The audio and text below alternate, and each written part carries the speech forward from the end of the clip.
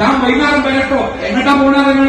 അങ്ങാടിയിലെ പെട്ടിക്കടയിലെ പെട്ടിയിൽ വട്ടം വെട്ടിരുന്ന് സ്വറ പറയാൻ, അതിനുവേണ്ടി കുടുംബത്തിന്റെ ഉത്തരവാദിത്തങ്ങളൊക്കെ ഏൽപ്പിച്ചു കൊടുത്തിട്ട് സ്വന്തം സുരക്ഷിതമായ താവളത്തിലേക്ക് മാറുന്ന പുരുഷന്മാർ സമൂഹത്തിൽ ഉള്ളിടത്തോളം കാലം ഞാൻ കൃത്യമായിട്ട് പറയാം, ഒരു കുടുംബത്തിൽ നിന്ന് ആ കുടുംബത്തിലുള്ളവർക്ക് കിട്ടേണ്ട ആ വലിയ സമാധാനമുണ്ടല്ലോ, അത് ആ കുടുംബത്തിൽ നഷ്ടമാകും. അഥവാ അല്ലാഹു തആല നിശ്ചയിച്ച ആ കുടുംബത്തിന്റെ ഘടനയെ നമ്മൾ മാറ്റം വരുത്തിയപ്പോൾ ഉണ്ടായ അപകടം. ഞാൻ എന്റെ സ്ത്രീകളോട് പറയട്ടെ, പ്രിയപ്പെട്ട സ്ത്രീകളെ, നിങ്ങളുടെ ഭർത്താവ് എത്ര പ്രായമായവനാണെങ്കിലും, കാണാൻ ഭംഗിയില്ലാത്തവനാണെങ്കിലും, എലുമ്പനാണെങ്കിലും, ഒന്നുമില്ലാത്തവനാണെങ്കിലും, വളഞ്ഞുകുത്തി ഏറെ ധരിച്ചവരാണെങ്കിലും, അയാളാണ് നിങ്ങളുടെ വീട്ടിലെ രാജാവ്.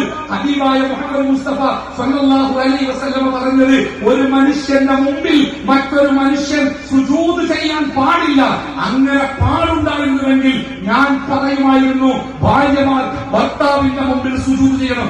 അയാളെന്തിനാ വെച്ച ഒരന്നോ മുന്തോ അല്ല, അയലോകത്താ കാക്ക എന്ത് ഉഷാറ, അതുകൊണ്ട് ഞാൻ അയാളൊന്നും ചോദിക്കില്ല എന്ന അഭിമാനത്തോടു കൂടി പറയുന്ന ഒരൊറ്റ പെണ്ണും ഈ കുനിയിലുണ്ടാവരുത്. നിങ്ങളുടെ വീട്ടിലെ രാജാവ് നിങ്ങളുടെ ഭർത്താവാകണം. മക്കൾ എത്ര വലിയ ശമ്പളക്കാരാവട്ടെ, എത്ര യോഗ്യരാവട്ടെ, ആ മക്കൾ ഒരു കാര്യം പറയുമ്പോ നിങ്ങൾ പറയണം, എടാ ബാപ്പാനോട് പറഞ്ഞോ, ബാപ്പാനോട് പറഞ്ഞോ, ബാപ്പാനോട് ചോദിച്ചോ, ബാപ്പാനോട് ചർച്ച ചെയ്തോ, പിന്നെ എങ്ങനെ ചെയ്യാം? ബാപ്പാനോട് പറഞ്ഞിട്ട് കാര്യമില്ല, ബാപ്പാക്കൊന്നും തിരിയില്ല, ആ സമയം പോകുന്നല്ലാതെ ബാപ്പാനോട് പറഞ്ഞിട്ട് എന്താ കാര്യം എന്ന് മക്കൾ മറുപടി പറയുമ്പോ, മക്കളുടെ കൂടെ നിൽക്കേണ്ടവരല്ല നിങ്ങൾ, നിങ്ങൾ നിങ്ങളുടെ ഭർത്താവിന്റെ കൂടെ നിൽക്കേണ്ടവരാ.